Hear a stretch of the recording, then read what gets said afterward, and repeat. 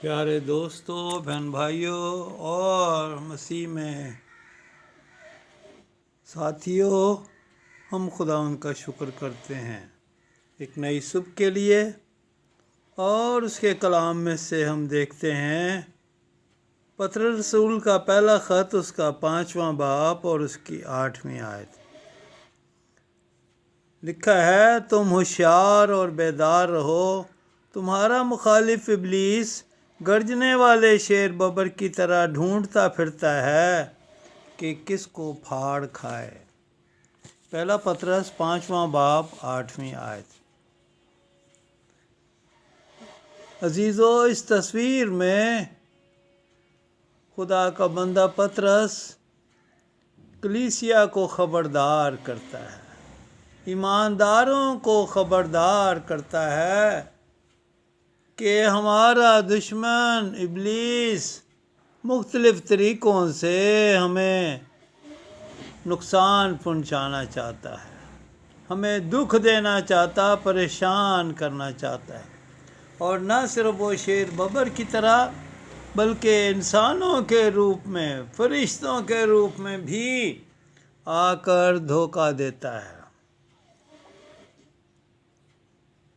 تو اس بات کو سمجھنے کے لیے ایک واقعہ میں سناتا ہوں جو میں نے سنا۔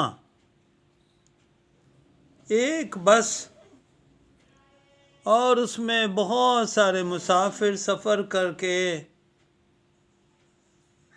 لاہور پہنچ رہے تھے، لاہور کی طرف سفر کر رہے تھے۔ اس بس میں کئی طرح کے لوگ سوار تھے،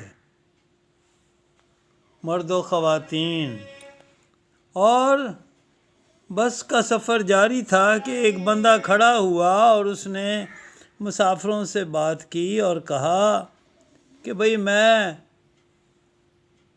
اپنا مسئلہ بیان کرنا چاہتا ہوں، میں مریض ہوں کینسر کا، اور میرے ساتھ میری بیٹی بھی سفر کر رہی ہے، میں بہت پریشان رہتا ہوں، اپنی بیٹی کی وجہ سے فکر مند ہوں کہ کسی طرح سے اس کی شادی ہو جائے تاکہ میں اپنی ذمہ داری کو پورا کر سکوں، کیونکہ مجھے اپنی زندگی کا کوئی بھروسہ نہیں ہے۔ تو اس نے کہا کہ اگر ممکن ہے تو اس بس میں سے اگر کوئی نوجوان، کوئی بندہ میری بیٹی کو نکاح کے لیے قبول کر لے تو میں آج ہی اس کا نکاح اس کے ساتھ کرنے کو تیار ہوں۔ اس کی بات سن کر ایک بندہ کھڑا ہو گیا اور اس نے کہا کہ ہاں، میرے 2 بیٹے ہیں، ایک شادی شدہ ہے اور ایک غیر شادی شدہ ہے، میں اس کا نکاح آپ کی بیٹی سے کرنے کے لیے تیار ہوں۔ اور پھر لڑکے نے بھی کہا کہ ہاں، میں تیار ہوں، میں اپنے باپ کی بات کو مانتا ہوں، اور میرا باپ اگر چاہے تو میرا نکاح اس لڑکی سے کر سکتا ہے۔ سب لوگ خوش ہو گئے کہ ہاں، مسئلہ حل ہو گیا۔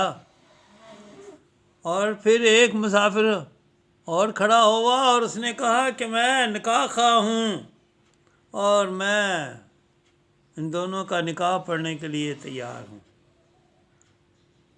کیوں نہ آج ہی نکاح پڑھ دیا جائے۔